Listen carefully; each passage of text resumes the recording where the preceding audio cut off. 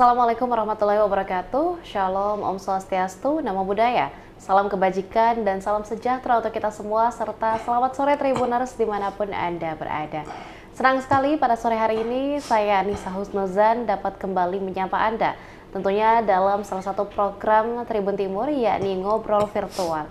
Di mana Tribuners dalam beberapa menit ke depan kami akan mengabarkan informasi terbaru dan sekaligus berdiskusi tentang hal-hal yang tentunya relevan untuk kita semua.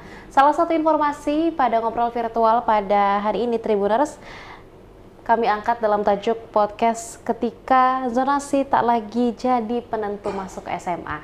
Dan tentunya untuk membahas tema ini kami telah mengundang narasumber yang tentunya akan mengupas tuntas dan menjawab beberapa pertanyaan dari kita semua terkait dengan sistem baru yang diterapkan dalam penerimaan peserta didik baru di SMA di Kota Makassar. Untuk itu izinkan saya menyapa yang telah hadir di tengah-tengah kita, Ketua Musyawarah Kerja Kepala Sekolah atau MKKS SMA Provinsi Sulawesi Selatan, Bapak Haji Syafruddin SPD MPD. Assalamualaikum, selamat sore Pak. Waalaikumsalam, selamat sore, salam sehat. Iya Pak, salam sehat Pak. Gimana Pak kabarnya hari ini? Alhamdulillah. Sehat, Alhamdulillah. Ini mungkin beberapa waktu belakangan persiapan penerimaan peserta didik dan juga masuk tahun ajaran baru udah mulai menyibukkan ya Pak ya? Ya, betul. Tapi mudah-mudahan senantiasa diberikan kesehatan dan Amin, kelancaran. insya Allah. Ya Rabbal Alamin. Mungkin boleh dijelaskan terlebih dahulu Pak mengenai apa yang kemudian menjadi sesuatu yang berbeda dengan penerimaan peserta didik baru di tahun ini. Mungkin kita mulai dari jalur-jalur apa saja yang dibuka terlebih dahulu, silakan. Baik, untuk penerimaan peserta didik baru ya, dulu PPDB namanya. PPDB. Untuk tahun pelajaran 2025-2026, berdasarkan Peraturan Menteri Pendidikan Dasar dan Menengah Nomor 3 Tahun 2025, itu menjadi sistem penerimaan murid baru yang disingkat SPNB. Itu ada jalur domisili yang dulu kita kenal zonasi. Ya, berubah menjadi domisili, di mana persentasenya kalau tahun lalu dikatakan di Permendikbud itu minimal 50%. Minimal. Tahun lalu Dinas Pendidikan Provinsi menetapkan untuk zonasi tahun lalu itu 70% kota untuk setiap sekolah. Untuk tahun ini domisili itu 35% kotanya. Ya, kemudian jalur afirmasi 30%. Kemudian ada jalur mutasi. Ini satu paket ini nanti. Domisili 35%, afirmasi 30% dan mutasi. Ini perpindahan orang tua. Ya. Itu 5%. Kemudian sisanya di tahap kedua, di gelombang kedua itu jalur prestasi. Itu 30%. Jadi persentase sudah berubah. Kemudian tahun lalu sistem prestasi itu menggabung antara prestasi akademik dengan non-akademik. Nilai rata-rata rapornya ditambah dengan ada yang diperoleh sertifikat. Misalnya sertifikat kejuaraan, juara 1 itu bobotnya berapa itu ditambah. Ya. Sekarang ini dipisah di prestasi. Prestasi yang 30% tadi, kota 30% tadi, itu dipisah, ada prestasi khusus nilai rapor, besarnya 20%. Kemudian, ada juga prestasi di bidang akademik yang lomba, misalnya dia ikut olimpiade dan juara 1, 2, 3 ya, mulai tingkat kabupaten, provinsi dan nasional bahkan internasional, itu 2,5% yang berkaitan dengan akademik ya. Kemudian ada juga prestasi non akademik yang kejuaraan ya, apakah itu olahraga maupun seni, itu 2,5%. Kemudian prestasi di bidang keagamaan, misalnya dia ikut STQ seleksi ya tilawat, kemudian dia satu paket dengan tahfiz. Kalau dia menghafal 10 juz sekian bobot poinnya ada. 20 juz sampai 30 juz itu setara internasional.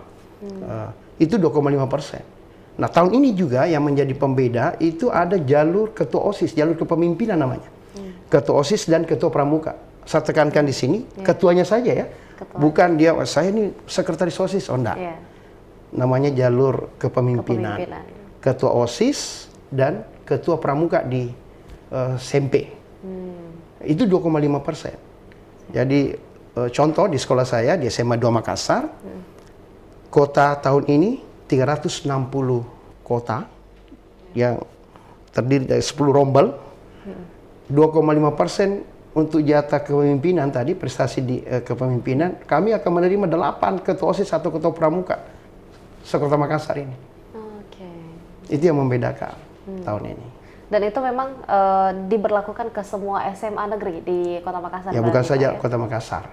Ini berlaku nasional. Ini Peraturan Menteri Pendidikan Dasar dan Menengah nomor 3 tahun 2025. Tahun 2025. Dan memang ini berarti adalah momen pertama ini diberlakukan pada periode kali ini. Dan kalau tadi Pak mungkin sudah dijelaskan tentang program-program atau jalur-jalur yang lain. Satu yang mungkin menjadi perhatian dari masyarakat Indonesia atau orang Makassar ya Pak. Karena jalur ini yang sudah berlangsung di beberapa tahun belakangan dan paling banyak kuotanya, malah sebelumnya tadi juga Bapak sudah sampaikan 2 kali lipat dari yang ini, atau artinya berarti dikurangi 50%-nya pada periode kali ini, setengahnya.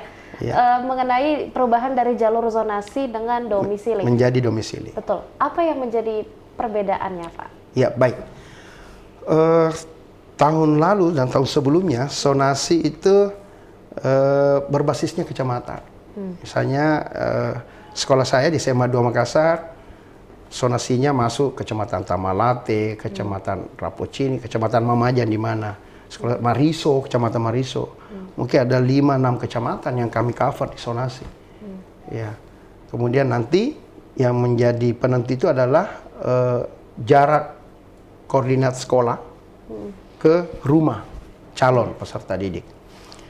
Tahun ini yang membedakan ini, domisili itu berbasisnya bukan kecamatan, tapi berbasis kelurahan. Jadi betul persentasenya turun setengah dari 70% tahun lalu menjadi 35%, tapi namanya domisili yang berdomisili saja di kelurahan dekat sekolah. Dekat sekolah. Iya. Kalau kotanya misalnya 35%, dengan yang mau diterima 360, itu kami akan menerima 126 dari jalur domisili yang ada di sekitar sekolah itu. Ya. Ada 3-4 kelurahan yang dekat di sekolah misalnya. Kalau yang mendaftar hanya 100 orang, otomatis lulus semua. Yang membedakan tahun ini juga dan tahun sebelumnya, ini seluruh calon peserta didik baru, calon murid baru ya, sekarang istilahnya murid baru, itu akan mengikuti tes potensi akademik yang insya Allah akan dilaksanakan Mei nanti, antara tanggal 13 sampai tanggal 17 Mei. Ya, akan dilaksanakan tes potensi akademik.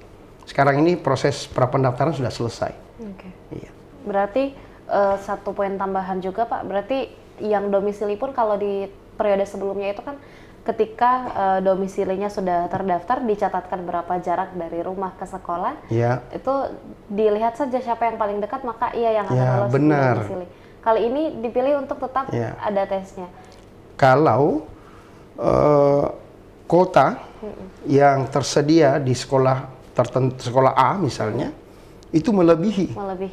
Jumlah pendaftarnya lebih banyak dibanding kota, maka yang menjadi dasar penentu itu adalah hasil tes potensi akademik.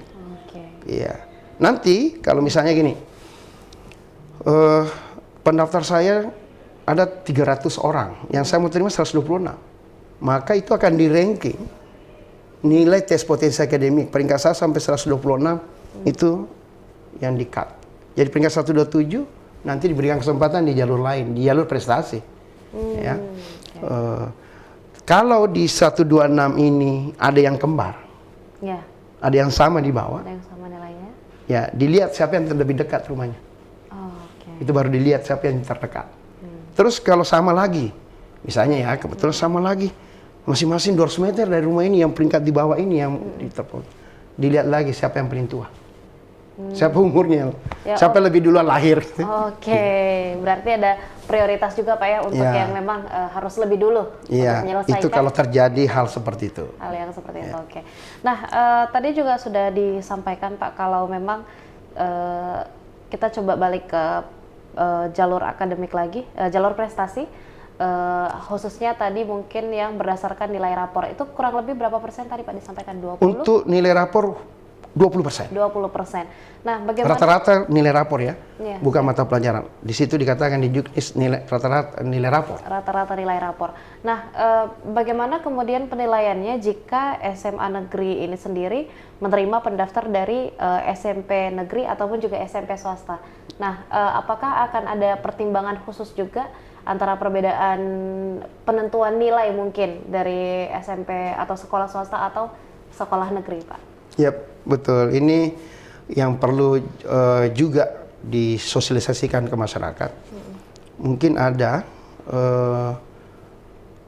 anak merasa, saya nilai saya ini 98 rata-ratanya dari semester 1 sampai semester 5, 98. Ya. Saya bisa memilih. Jadi tadi ya jalur itu bisa memilih sampai 3 sekolah sama tahun lalu. Nah, oke. Ya, sama juga ini prestasi. Dia bisa memilih 3 sekolah.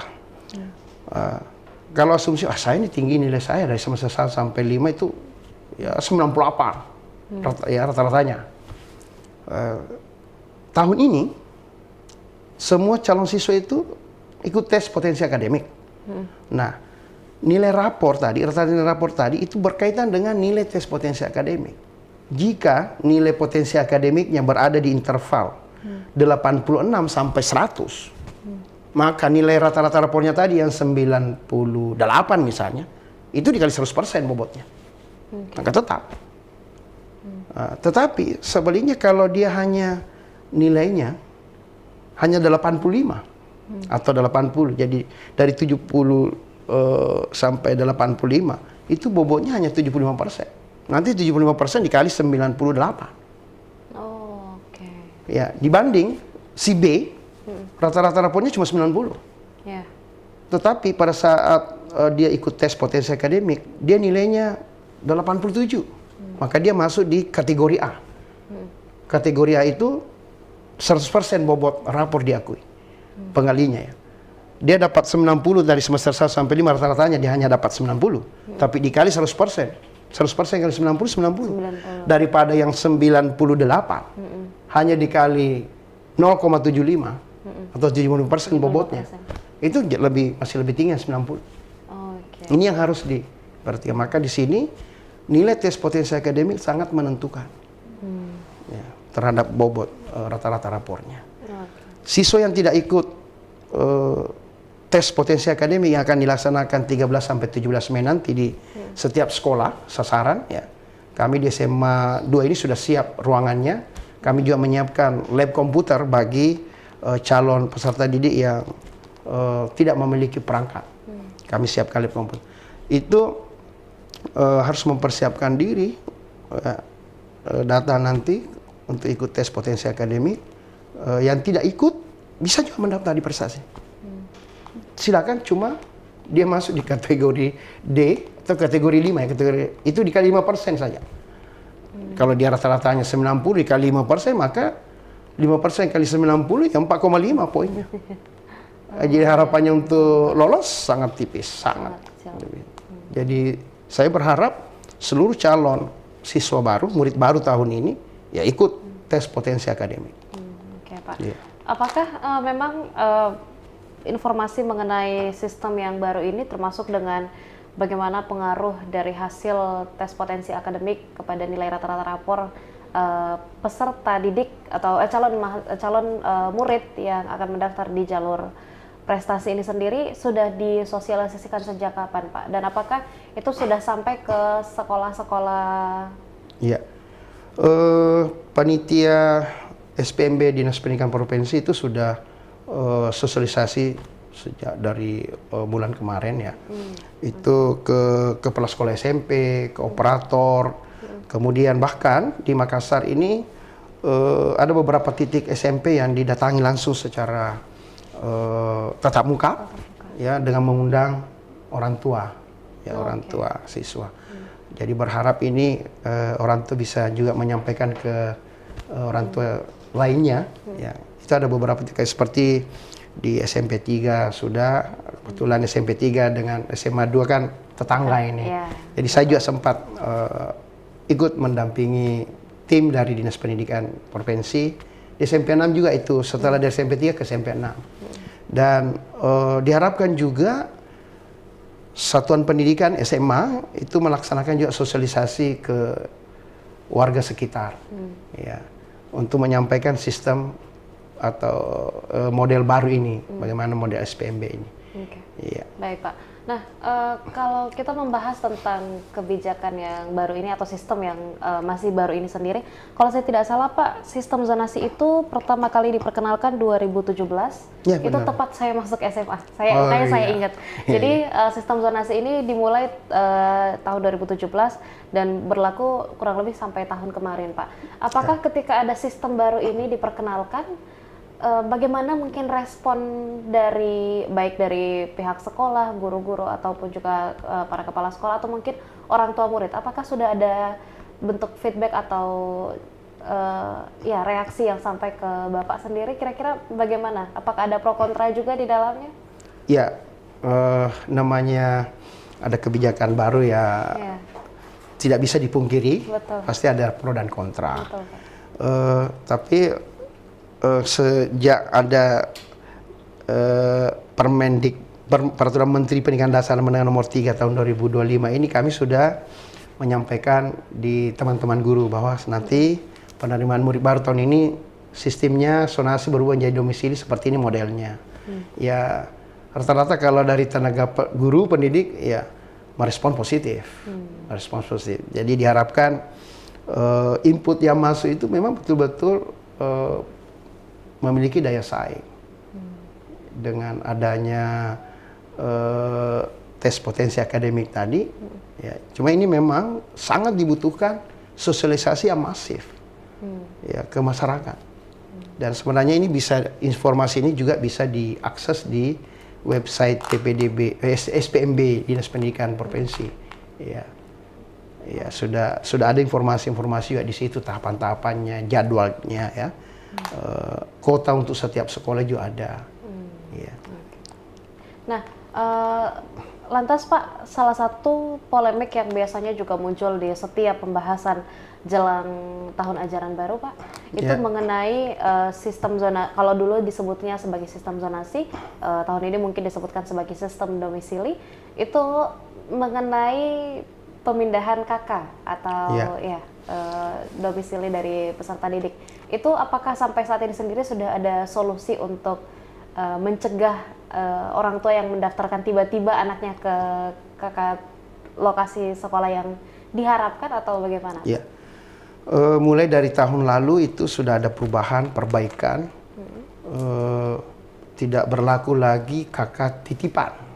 Orang tuanya tidak sama di kartu keluarga anaknya, hanya dinumpan di famili lain, ya, namanya ada kakak famili lain. Sejak tahun lalu itu sudah tidak berlaku. Tahun ini juga sama. Jadi syaratnya untuk bisa mendaftar di domisili itu sama yang tahun lalu. Kartu keluarga yang ada itu harus kepala keluarganya, ya, sama nama yang ada di kartu akta kelahirannya peserta tadi atau yang ada di ijazahnya, di rapornya. Ya, terkadang kan ada orang tuanya tidak sama dengan anaknya di kartu keluarga itu. Boleh itu terjadi kalau kasus seperti ini orang tuanya sudah pisah, maka keluarganya, tantenya atau neneknya yang pelihara ini anak. Itu bisa. Tapi itu ada keterangan kalau dia misalnya pisah, ada surat cerai dari pengadilan yang ditunjukkan ke sekolah. Disitulah fungsinya verifikasi faktual oleh panitia sekolah, panitia di sekolah, panitia SPMB di sekolah, memverifikasi dan berlaku, ya. Jadi boleh berpindah itu dengan umurnya minimal setahun saat penerimaan murid baru ini. Ya, jadi syaratnya ada sama tahun lalu juknisnya. Sudah tidak berlaku lagi kakak famili lain, Janit ya. Ya, karena itu yang banyak terjadi Pak sejak jalur domisili ini. Kalau sudah terlanjur 2 tahun lalu atau 3 tahun lalu saat anaknya ingin mendaftar di SMP waktu itu, dipindahkan ke rumah kerabatnya, jadi dia status famili lain, maka sebelum penerimaan murid baru ini harus dipindahkan ke kartu kakak aslinya. Jadi nanti itu dibawa, ini dulu sebelum pindah, dan yang ini yang terbaru yang setelah dipindahkan. Jadi kakak yang bersama orang tuanya yang lama yang digunakan. Oke, siap. Ya, apakah dia masuk di domisilinya SMA 2, masuk di kelurahannya. Ya gitu. Oke. Dan itu menjadi salah satu poin yang cukup ketat juga Pak ya, diverifikasi oleh tim verifikasi dari SMA negeri di Kota Makassar dan Indonesia. Nah, saya punya satu pertanyaan juga Pak. Berarti bagaimana jika, karena masing-masing kan ada kuotanya, jalur domisili pun juga dikurangi setengahnya kuotanya dibandingkan tahun sebelumnya. Lantas bagaimana kalau misalnya siswa ini mungkin cukup ragu, entah dari hasil nilainya dan tidak bisa masuk ke dalam kuota domisili itu sendiri, apakah memang satu siswa boleh mendaftar beberapa jalur bersamaan di satu sekolah? Bagaimana Pak? Ya, jadi untuk tahapan itu dibagi 2. Tadi domisili, afirmasi, perpindahan orang tua, mutasi, itu satu tahapan bersamaan. Oke, siap. Ya, bersamaan. Dan ingat, siswa bisa memilih sampai 3 sekolah. Ya. Pilihan pertama dilihat, kalau tidak mampu bersaing di situ, bisa lah pindah ke pilihan keduanya. Ya. Baru kalau tidak mampu lah di pilihan kedua, di pilihan ketiga dilihat. Yang menjadi persoalan setelah PPDB, pasca PPDB, anak yang bersangkutan sudah lulus di pilihan kedua atau pilihan ketiganya, tetapi masih berharap di pilihan pertama, padahal sudah ada kursinya. Itu biasa seperti itu yang pengalaman-pengalaman kami beberapa tahun, ya selalu tentu ini mau di pilihan pertama, ya, tetapi kan terbatas kota. Itu yang harus kita berikan pemahaman bahwa sekolah yang ada di Makassar itu sama, menggunakan kurikulum yang sama, bangku dan kursinya juga sama. Baik Pak. Nah, berarti saya mau pastikan lagi Pak, di 2 tahap ini, yang tahap pertama itu kan bersamaan domisili, afirmasi dengan mutasi. Kemudian di tahap kedua lah baru prestasi yang 30%, 20% rapor, kemudian 2,5% yang dibagi 4. Yang dibagi 4 tadi. Nah, apakah pengumumannya juga dibagi kedua gelombang? Jadi pengumuman untuk tahap pertama dulu? Pertama dulu pengumumannya. Ada jeda waktu. Tahap pertama itu pendaftarnya nanti tanggal 9 Juni. Nanti kalau yang tahap 2 setelah pengumuman kan itu pengumuman itu tanggal 20.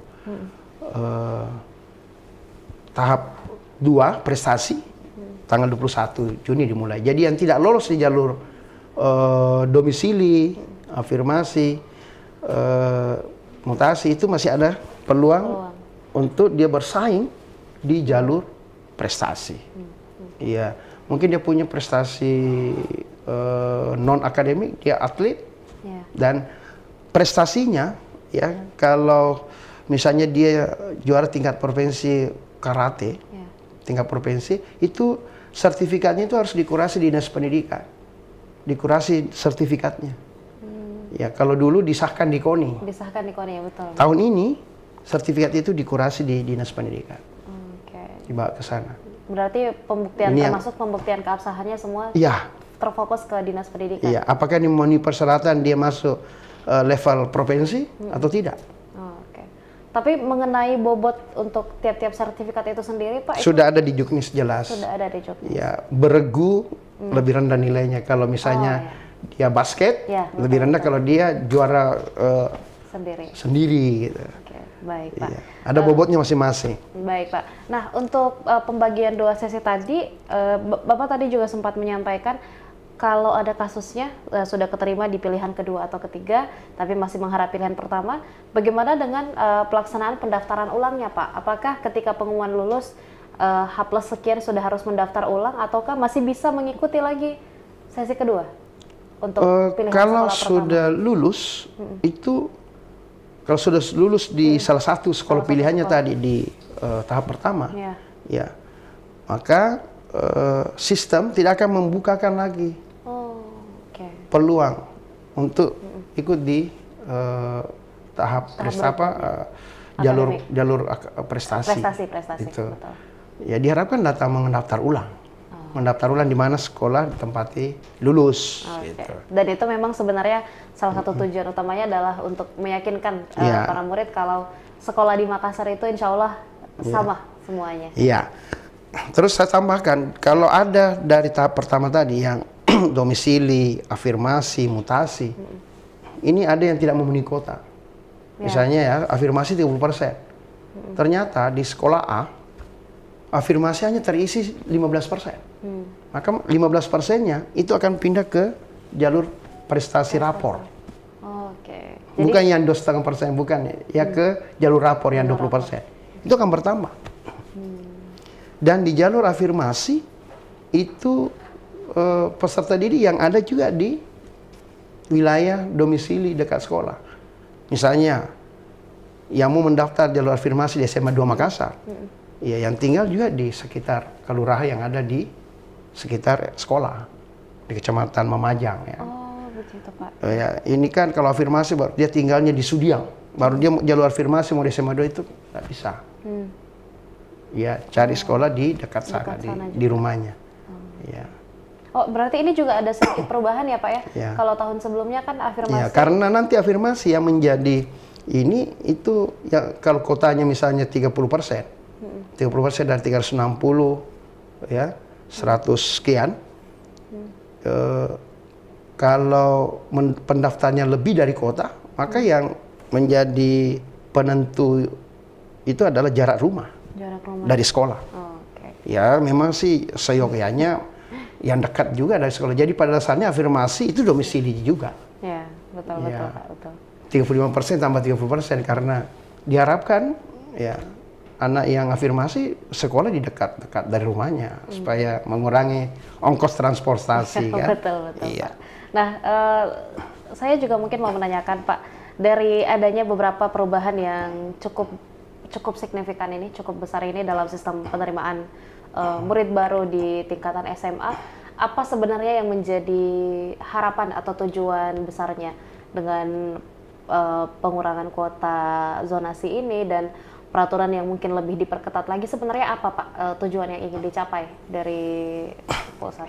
Ya, tentu kementerian ini melakukan evaluasi setiap tahun, masukan-masukan dari masyarakat. Polemik yang selama ini terjadi setiap tahun di zonasi ada polemik yang mungkin itu sudah dikaji secara mendalam oleh kementerian. Ya, dari persentasenya tadi ya minimal 50% menjadi 35%. Itu sudah dipelajari dari masukan-masukan dari masyarakat. Dan motonya kementerian sekarang ini adalah pendidikan yang bermutu untuk semua. Nah, ya. Dan tentunya besar harapan kita ya Pak ya, mudah-mudahan segala visi terbaik juga dapat dilakukan. Karena sebenarnya saya pun secara pribadi Pak, sebagai orang yang melewati perubahan fase itu, perubahan sistem itu dari sistem yang lama, kemudian zonasi, mendengar kabar ini sebenarnya jadi seperti angin segar Pak. Karena dulu kami pasti teman-teman murid punya beberapa sekolah yang diharapkan gitu, tapi ketika terhalang jarak, jalur yang lain itu jauh lebih sedikit presentasinya, sehingga mungkin kabar ini insya Allah akan jadi angin yang segar dan mudah-mudahan bisa diterima oleh masyarakat luas untuk seluruh calon murid SMA di Kota Makassar dan seluruh Indonesia. Insya Allah kami akan maksimalkan sosialisasi ke masyarakat. Siap, amin. Nah, sebagai akhir mungkin Pak, sebagai tambahan mungkin mereka atau teman-teman boleh mengakses Juknis juga kah? Di mana?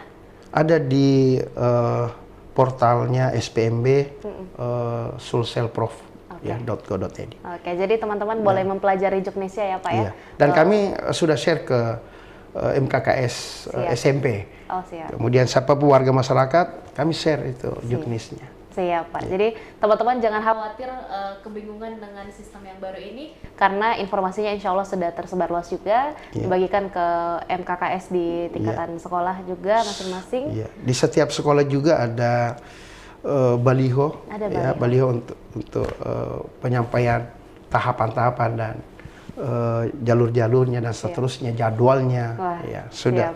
Setiap sekolah membuat sosialisasi masing-masing. Siap Pak. Wah, ini jadi kabar yang baik nih Pak untuk kita semua dan untuk seluruh calon murid SMA se-Indonesia dan Makassar. Jangan khawatir karena pastinya teman-teman akan bisa untuk insya Allah menyesuaikan dengan sistem yang baru ini. Terima kasih Pak. Sebagai penutup saya kasih kesempatan mungkin untuk menyampaikan closing statement, mungkin sebagai bentuk harapan dan upaya dari MKKS Provinsi Sulawesi Selatan sendiri untuk pembaruan sistem ini. Silakan Pak. Saya berharap teman-teman di satuan pendidikan, kepala sekolah dengan panitia SPMB masing-masing satuan pendidikan untuk memberikan pelayanan yang maksimal kepada masyarakat, baik itu bentuk sosialisasi maupun nanti pelayanan pada saat pendaftaran. Berikan informasi, layani dengan hati, ya, agar masyarakat itu bisa merasa puas dengan pelayanan yang kita berikan ke mereka. Baik, amin Pak. Dan tentunya kami mewakilkan seluruh masyarakat Sulsel juga mengaturkan terima kasih banyak Pak atas segala kinerjanya. Mudah-mudahan dilancarkan seluruh tugasnya dan senantiasa diberikan kesehatan untuk Bapak dan seluruh jajaran. Dan tentunya terima kasih banyak juga sudah bersedia untuk hadir di Tribun Timur Pak. Mudah-mudahan informasinya bisa jadi sesuatu yang bermanfaat untuk kita semua. Terima kasih. Dan terima kasih banyak juga Tribuners masih menyaksikan ngobrol virtual edisi hari ini. Tentunya saya Nisa Husnuzan mewakili seluruh rekan kru yang bertugas mengaturkan terima kasih dan mohon maaf bila mana masih terdapat kekeliruan dalam sesi kali ini. Saya Nisa Husnuzan dan seluruh rekan kru yang bertugas pamit undur diri. Wassalamualaikum warahmatullahi wabarakatuh dan sampai jumpa. Waalaikumsalam warahmatullahi wabarakatuh.